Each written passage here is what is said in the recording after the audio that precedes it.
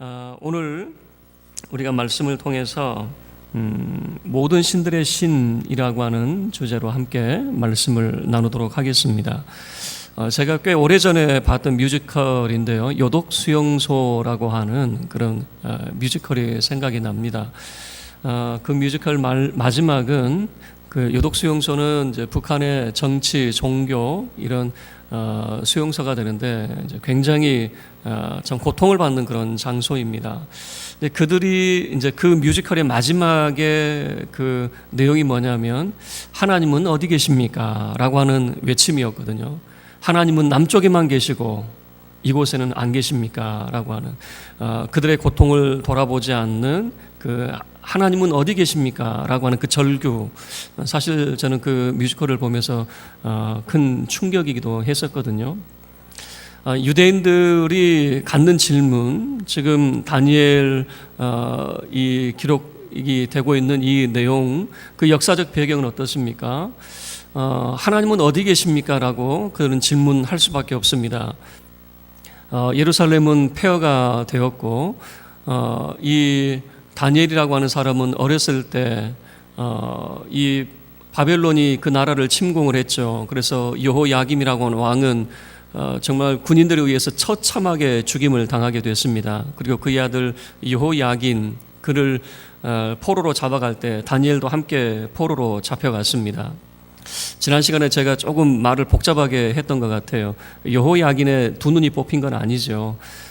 그는 여호야긴과 함께 이 바벨론에 이제 포로로 잡혀갔습니다. 그리고 시간이 지난 다음에 다시 한번 바벨론이 예루살렘을 침공해서 이제는 예루살렘을 완전 초토화를 시키게 되는데, 그때 마지막 유다의 왕이었던 시드기야, 그 왕을 포로로 잡아갈 때는 두 눈을 뽑아서 포로로 잡아가는데 다니엘은 자기의 왕이 두 눈이 뽑힌 채 쇠사슬에 묶여 끌려오는 모습을, 그 처참한 모습을 그는 보아야만 했던 거죠. 그리고 그들이 던지는 질문은 이런 겁니다. 하나님은 어디 계십니까? 하나님은 성전에 계신다고 생각을 하는데 성전이 폐허가 되어버렸습니다. 성전이 없어요. 그러면 하나님은 어디 계십니까? 라고 하는 것이 그들의 질문이죠. 그런데 이 다니엘서는요, 하나님이 어디 계시는지를 잘 보여주고 있는, 하나님이 어디 계십니까? 라고 하는 그 질문에 대한 답변이 바로 이 다니엘서에 아주 강하게 나타나 있습니다. 매우 반복적으로 나타나 있습니다. 지난 시간 우리가 살펴본 대로 다니엘이 참 우여곡절 끝에 그의 믿음을 지키죠. 그의 세 친구들과 함께 왕이 하사하는 그런 왕의 진미를 거절하고 우리는 믿음을 지키겠습니다라고 했을 때 3년간 열심히 공부해서 그들은 왕에게 이제 발탁이 되죠. 왕에게 발탁이 되었는데 얼마 못 가서 왕궁이 완전히 뒤집어 버렸습니다. 왕궁에 큰 사건이 이제 벌어져서 그 사건 때문에 다니엘과 세 친구도 동시에 죽을 위기에 내몰리게 된 겁니다. 겨우 한숨 돌리는가 싶었더니 또다시 죽음의 위기에 내몰리게 되었습니다. 어떤 위기였냐면은 느부갓네살 왕이 참 걱정과 염려가 많았던 것 같아요. 여러분, 고대의 왕들은 전쟁을 해서 나라를 일으켰기 때문에 누가 반역을 일으킬지, 언제 어떻게 될지 알 수가 없는 것 아니겠습니까? 이번에 신방을 갔더니 오랜만에 그 은젓가락, 은수저 은젓가락 이렇게 나오는 거예요. 요즘은 이제 보기가 힘들잖아요. 예전에는 그 은수저를 많이 쓰셨죠. 왜 썼죠? 또 고대의 왕들, 우리나라의 왕들은 은수저를 많이 썼잖아요. 이유가 뭡니까? 혹시 독을 타면 은은 변하잖아요. 독이 든 음식에는 색이 변하기 때문에 은을 많이 썼잖아요. 우리나라의 왕들도 자기가 먼저 음식을 먹는 법이 없습니다. 누가 암살하려고 독을 쓰는지 알 수 없기 때문이죠. 이 바벨론의 느부갓네살 왕도 염려와 근심이 많았던 것 같아요. 과연 내 나라가 계속해서 이렇게 성장이 될 건지, 아니면 반역에 의해서 나도 어느 날 갑자기 죽음을 맞이하게 될지, 이렇게 염려하고 근심하고 있을 때 꿈을 꿨던 것 같아요. 그 꿈을 꿨는데 얼마나 놀라운 꿈을 꿨는지 몰라요. 거대한 신상 하나가 보입니다. 어마어마한 규모의 그런 신상이었을 거예요. 얼마나 크고 화려하고 빛이 광채가 나는지 엄청난 그런 신상이었습니다. 그런데 난데없이 돌 하나가 날아오더니 그 신상의 발을 딱 쳐가지고 이 신상이 와르르 무너져 버리는 거예요. 그러니까 이 꿈을 꿨던 느부갓네살 왕이 깜짝 놀라는 겁니다. 신상이 크고 화려하고 빛날 때 어떤 생각을 했겠습니까? 야, 내 나라가 이렇게 번성하고 잘 되려나 보다. 그런데 갑자기 와르르 무너지니까 깜짝 놀라서 이거 뭐야? 누군가 나를 독살하고 내 나라가 무너지는 것 아니야? 얼마나 그가 놀랐는지 그 꿈 때문에 더 이상 그가 잠을 이룰 수가 없는 겁니다. 그리고 그 꿈의 내용이 도대체 어떤 내용인지, 내가 독살을 당한다는 건지 아니면 다른 의미가 있는지 이게 이제 궁금해서 미치겠는 겁니다. 그래서 이 바벨론에 있는 그런 박사들과 또 점쟁이들, 술사들, 술객들 다 불러 모읍니다. 한마디로 영적으로 뭔가 자기가 미래를 내다보거나 아니면 영적으로 뭔가 대단하다고 여기는 사람들, 그 사람들을 전부 다 불러 모았습니다.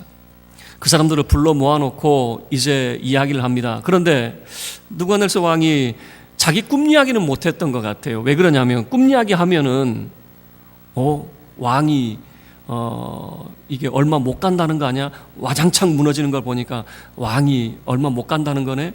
이렇게 또 생각할 수 있을 거 아니에요. 그래서 왕은 자기 꿈 이야기를 하지 않습니다. 꿈 이야기를 하지 않고 이렇게 이야기하는 거예요. 내가 꾼 꿈이 뭔지, 그 내용이 뭔지 너희들이 맞춰보고 그리고 그 해석도 너희들이 해봐라 라고 이렇게 이제 요청을 하는 겁니다. 그러니까 그 자리에 모여 섰던 사람들이 이제 황당하게 그지 없는 거죠. 아니, 꿈 이야기를 해주고 해몽을 해라 라고 하면 어떻게 좀 시도라도 해보겠는데 자기가 꾼 꿈 내용도 말도 안 하고 해몽을 하라는 거예요. 우리나라 말로 뭐 그냥 거시기 했는데 거시기 해봐 뭐 이런 거 아니겠어요? 거시기가 뭔지 어떻게 알아요? 알아듣는 사람이 알아듣지.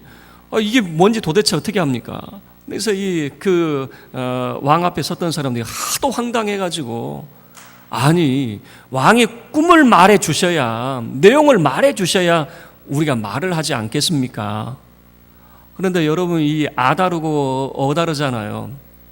사람의 말이, 어떤 말은 분노를 일으키고 어떤 말은 그 분노를 누그러뜨리게 되잖아요. 그런데 이 박사들이 하는 말에 왕이 화가 났나 봐요. 아마 매우 공격적인 그런 말이었던 것 같아요. 왜냐하면 이 주변에 있는 사람들이 하는 이야기가 뭐냐면 꿈을 좀 말해 보십시오. 말해줘야 우리가 해석할 거 아닙니까? 이런 식으로 나오니까 여러분 그런 거 있잖아요. 사람이 기분이 좋을 때는 어떻습니까? 농담을 해도 다 받아들이잖아요. 기분이 좋을 때는, 저도 기분이 좋을 때는요, 여러분이 목사님 못생겼어요 해도 제가 다 받아들입니다. 근데 저도 기분이 나쁠 때 못생겼어 그러면 니는 저도 당장에 막 그렇게 말은 못해도 속에서는 그러죠. 저도 기분이 좋을 때는 다 수용을 합니다. 그런데 기분이 나쁠 때는 이 뭐야? 이 뭐 하자는 거야? 이런 생각이 들잖아요. 근데 지금 느부갓네살 왕의 모습을 보세요. 막 염려와 근심으로 찌들어 있는데 지금 그 사람들이 하는 이야기가 꿈 이야기를 해주셔야 우리가 대답을 하지 않습니까? 이런 식으로 사실 공격적이에요. 이제 뒤에 가면 한 번 더 제가 이야기를 해드릴게요. 공격적으로 왕이 화가 났던 것 같아요. 그냥 이 분노를 일으키는 그런 언어였던 것 같아요. 그래서 너희들이 만약에 내 꿈을 말하지 않는다면 너희들 다 가짜네. 너희들 다 신의 사람이라면서 신의 사람이 뭐 이래? 만약에 너희들 내 꿈을 모른다면 너희들 다 가짜야. 그러면 너희들에게 내릴 법령은 딱 하나밖에 없네. 너희들 이 일가를 전부 다 몰살시키고 너희 집을 아예 거름더미로 만들어버리면 되겠다. 왕이 이렇게 얼마나 화가 났는지 이렇게 쏘아붙이는 거죠. 그러면 보통 이제 한 발짝 물러나야 되잖아요. 물러나기는커녕 왜 화를 돋궜는가라고 하는 것을 잘 보이는데 3번씩이나 똑같은 말이 반복이 되고 있는 겁니다.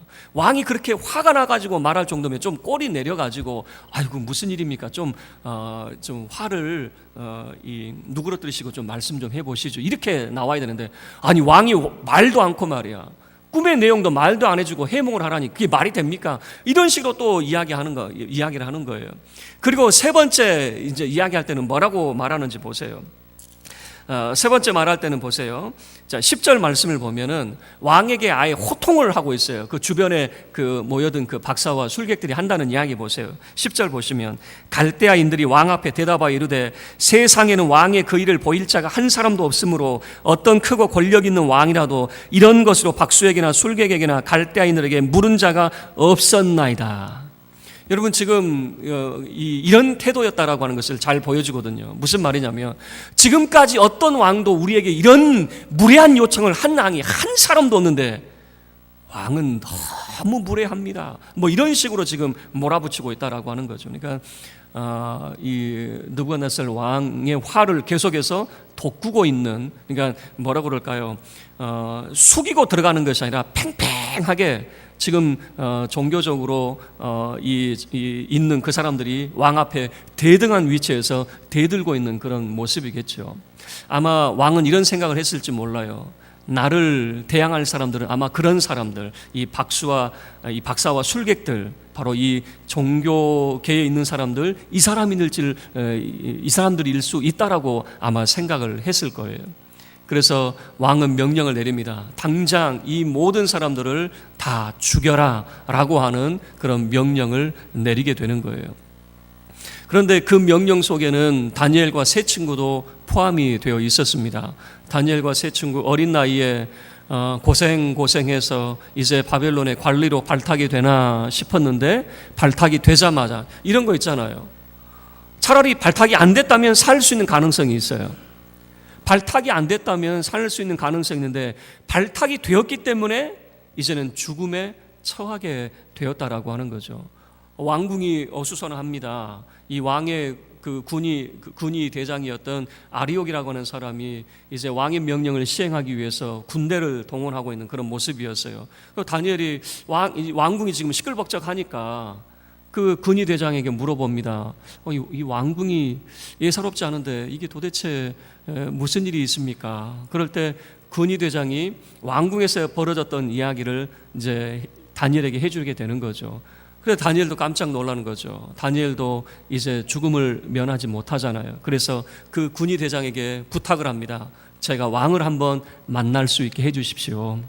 내가 왕을 한번 만나서 왕에게 할 말이 있습니다. 그래서 연결을 시켜줬던 것 같아요. 그래서 다니엘이 왕 앞에 갑니다. 그런데 다니엘의 말을 보면요, 왕의 화를 누그러뜨리는 말을 하게 돼요.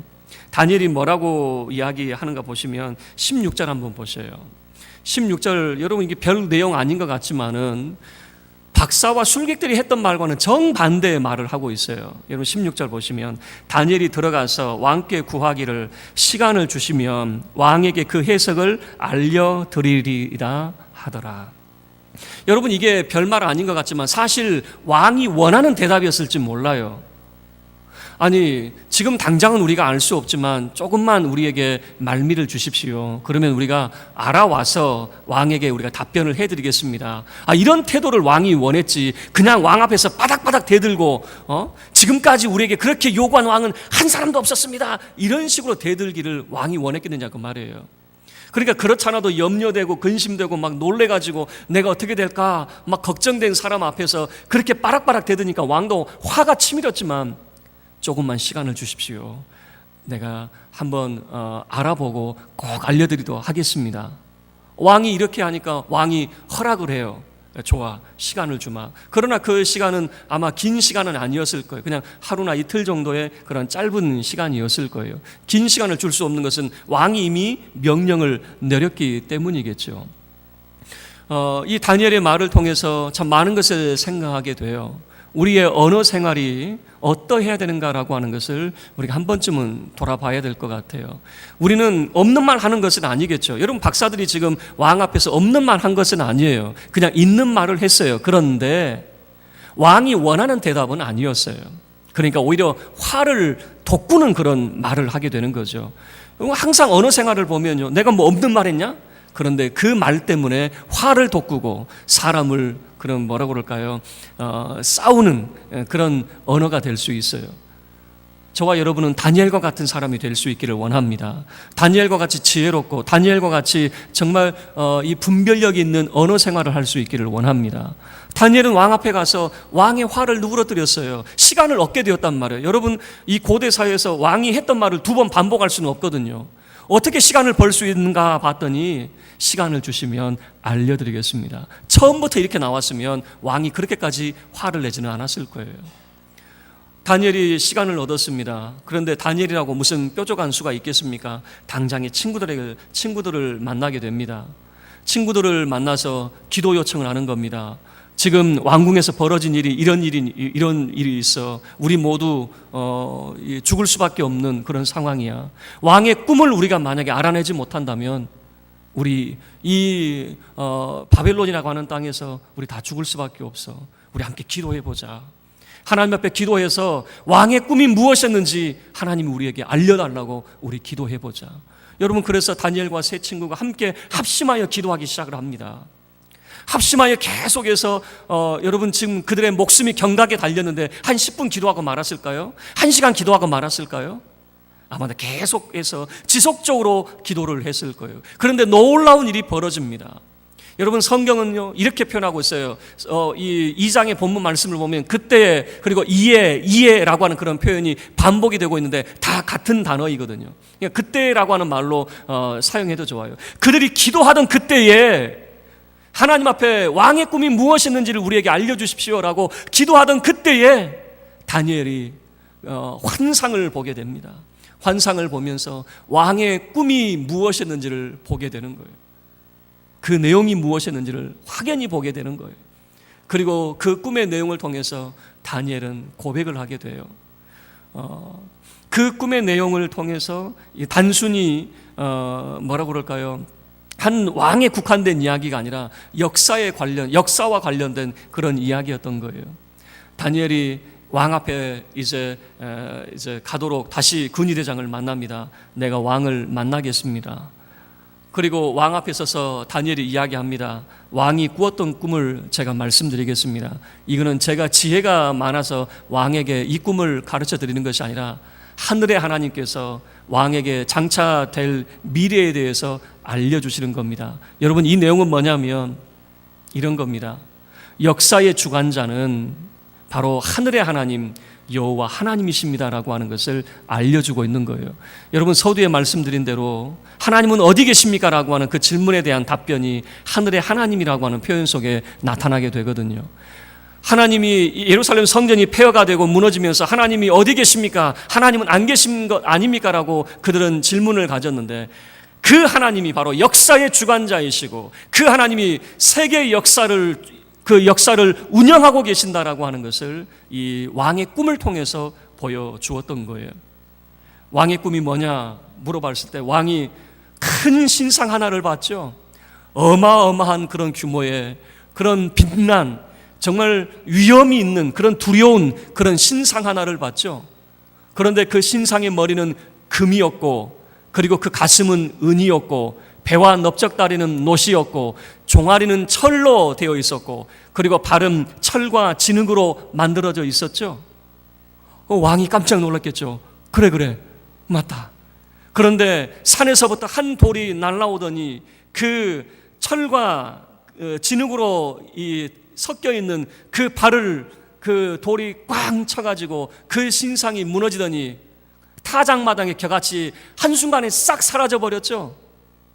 그러더니 그 돌이 점점 사라더니 그 돌이 온 세상에 가득하게 되었는데 왕이 꾼 꿈은 바로 이것입니다. 그리고 그 꿈에 대한 해석은 이겁니다.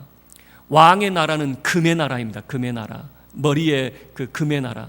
그래서 당장 왕의 나라가 무너지는 것은 아닙니다. 왕의 나라는 가장 화려한 금의 나라이고 그 다음에는 왕보다 못한 메대와 바사의 그런 나라가 만들어질 거예요.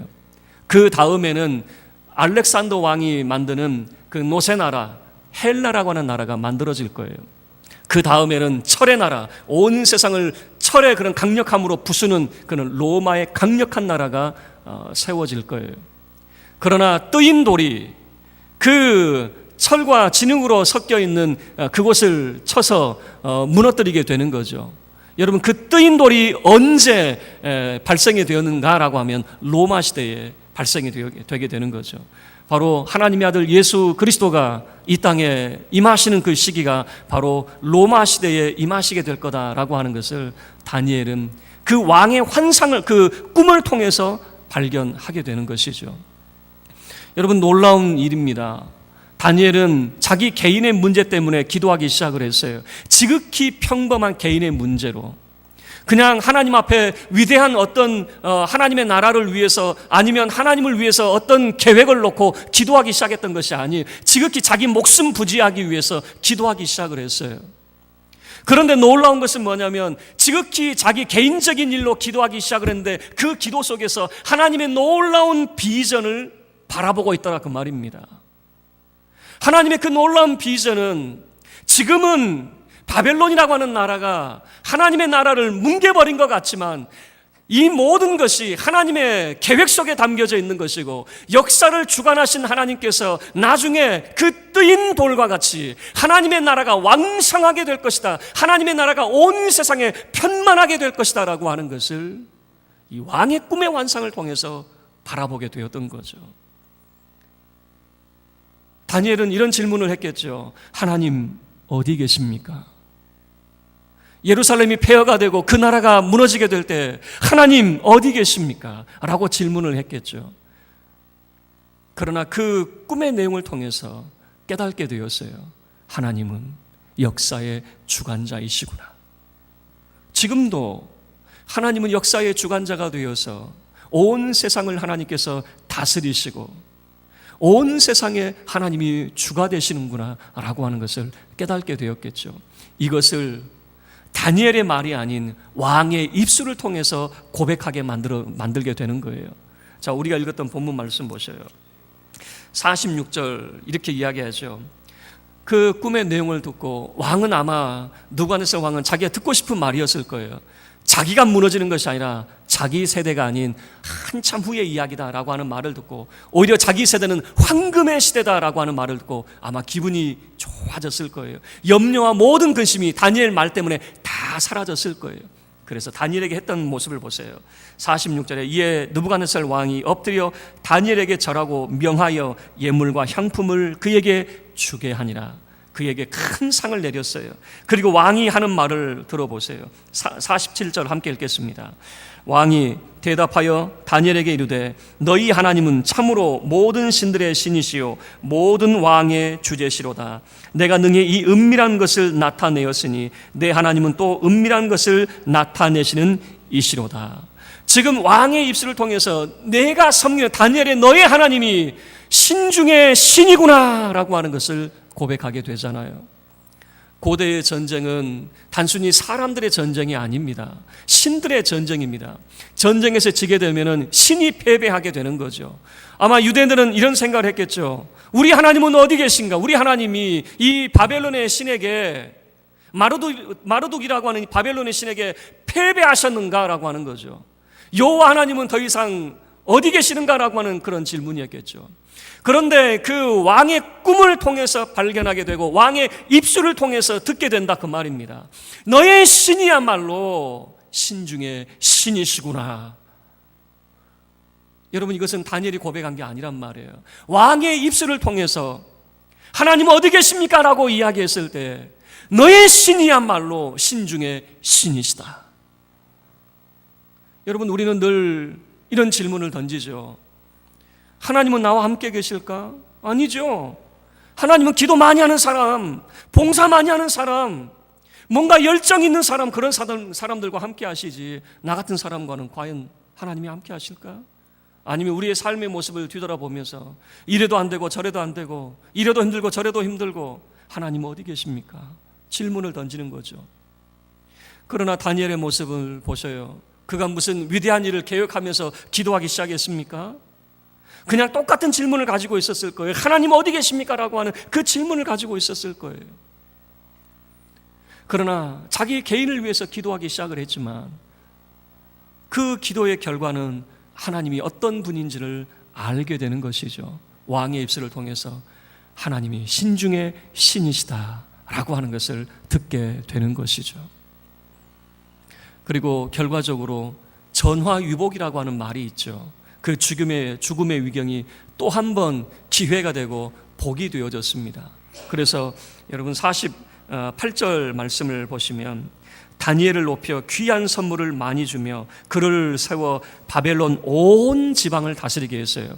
온 지방을 다스리겠다라고 하는 것은 총리직 이런 역할을 맡겠다라고 하는 것이겠죠. 또 바벨론의 모든 지혜자의 어른을 삼았어요. 가장 존귀한 자로 다니엘을 세우게 되는 거죠. 어린 나이였지만 이때를 계산을 하자면 아마 10대 후반 아니면 20대 초반밖에 안 됐을 텐데 이 나이에 벌써 온 나라의 최고의 그런 권력가로 세워지게 되는 거죠. 뿐만 아니라 다니엘의 세 친구, 함께 기도의 동역자로 있었던 그 세 친구도 지방 관료로 그들도 임명이 되는 거죠. 말씀을 마치도록 하겠습니다. 여러분, 우리의 언어 생활에 대해서 함께 생각을 해봤어요. 화를 돋구는 언어가 아니라, 눈에 보이는 대로 말하는 것이 아니라 정말 화를 누그러뜨리는 언어, 그래야 기회가 생기게 되는 것이죠. 그리고 다니엘의 모습을 보면 기도의 동역자들이 있었어요. 여러분, 우리가 홀로 기도할 수 있지만 기도의 동역자가 있다는 것이 얼마나 복된 것인지 몰라요. 다니엘은 그 세 친구와 함께 기도하기 시작할 때에 하나님께서는 그 문제와 위기를 넘어갈 수 있도록 하나님께서 놀라운 은총을 베풀어 주셨는데, 단순히 여러분 꿈을 해석했다라고 하는 것이 중요한 것이 아니라 그 꿈을 통해서 하나님의 비전을 바라보게 되었고 하나님이 어떤 분인지를 알게 되었다라고 하는 것이 가장 중요한 것입니다. 저와 여러분들도 비록 우리의 삶 속에 어려움이 있지만 그 어려움 속에서 하나님 어디 계십니까? 하나님 어디 계십니까? 라고 하는 그 애절한 그런 외침 가운데서도 신중의 신으로 정말 하나님이 어떤 분인지를 여러분이 알아갈 수 있게 되기를 바랍니다. 그래서 역사의 주관자 되시는, 오늘도 살아 역사하시고 온 세계를 말씀으로 다스리시는 우리 하나님의 권능을 바라보고 주와 함께 동행하는 복된 이 한 주간이 될 수 있기를 주의 이름으로 축원합니다. 우리 모두 자리에서 일어서서 함께 우리 찬양하도록 하겠습니다. 하나님, 한 번도 나를 실망시킨 적 없으시고 우리 믿음으로 고백할 수 있기를 바랍니다.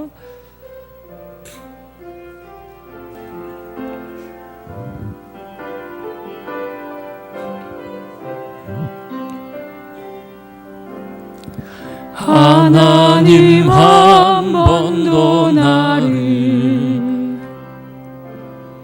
실망시킨 적 없으시고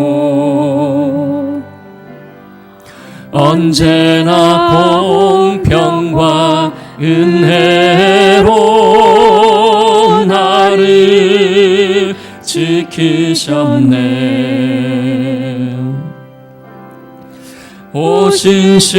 오신실하신 주, 오신실하신 주,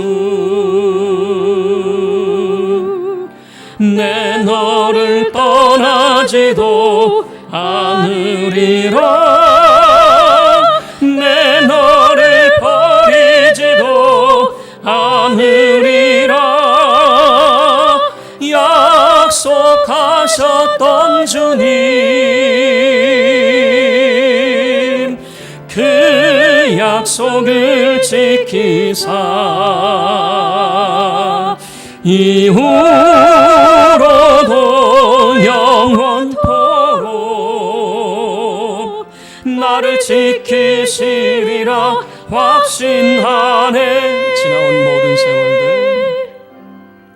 지나온 모든 세월들 돌아보아도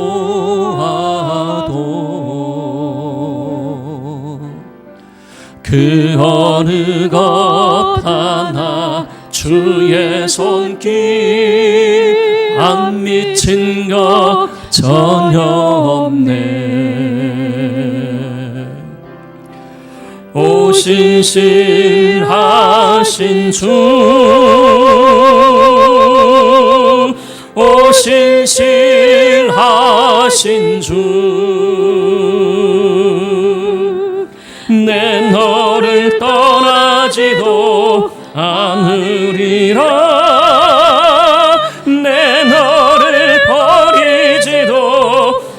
삼으리라 약속하셨던 주님 그 약속을 지키사